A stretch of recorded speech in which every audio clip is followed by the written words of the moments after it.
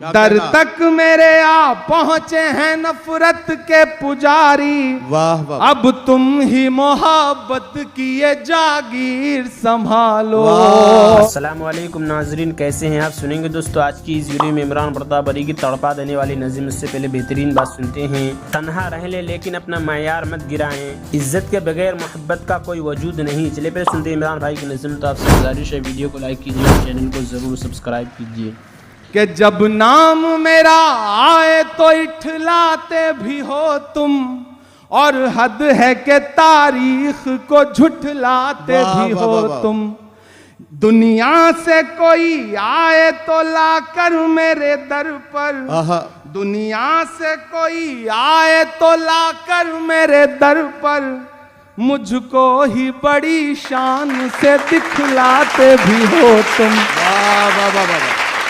دنیا سے کوئی آئے تو لا کر میرے در پر، مجھ کو ہی بڑی شان سے دکھلاتے بھی ہو تم۔ یہ مان لو،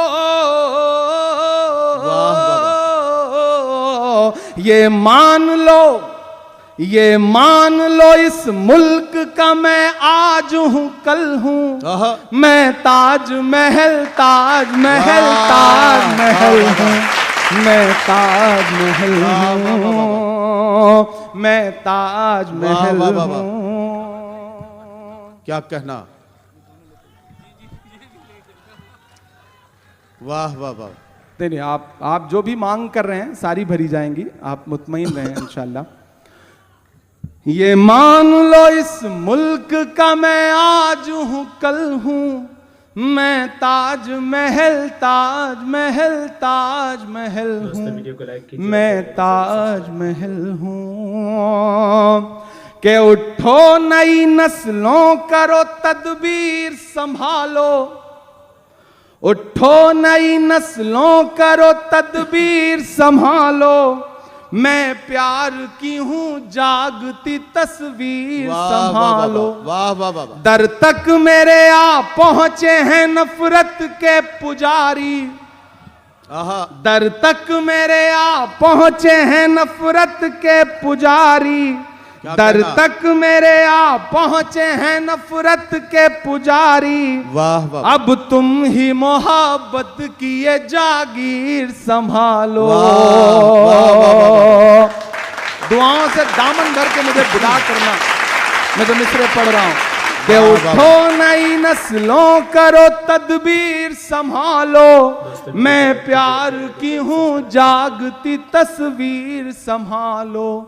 در تک میرے آ پہنچے ہیں نفرت کے پجاری، اب تم ہی محبت کی یہ جاگیر سنبھالو۔ نفرت کی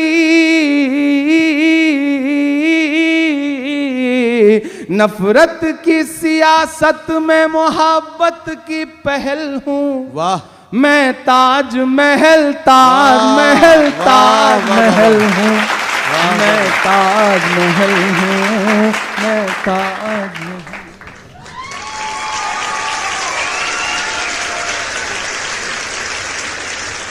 کہ جائیں گے حقیقت سے تم کو روبرو کر کے، تم کو روبرو کر کے، پیار کی بڑی اس سے اور مثال کیا ہوگی، پیار کی بڑی اس سے اور مثال کیا ہوگی۔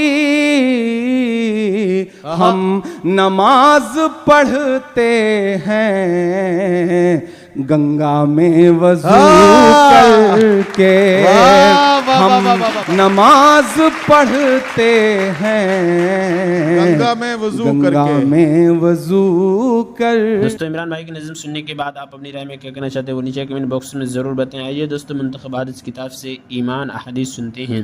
حضرت ابو موسیٰ رضی اللہ عنہ سے روایت ہے کہ رسول اللہ صلی اللہ علیہ وسلم نے ارشاد فرمایا، 3 شخص ایسے ہیں جن کے لیے دوہرا ثواب ہے۔ ایک وہ شخص جو اہل کتاب میں سے ہو، یہودی ہو یا عیسائی، اپنے نبی پر ایمان لائے، پھر محمد صلی اللہ علیہ وسلم پر بھی ایمان لائے۔ دوسرا وہ غلام جو اللہ تعالیٰ کے حقوق بھی ادا کرے اور اپنے آقاؤں کے حقوق بھی ادا کرے۔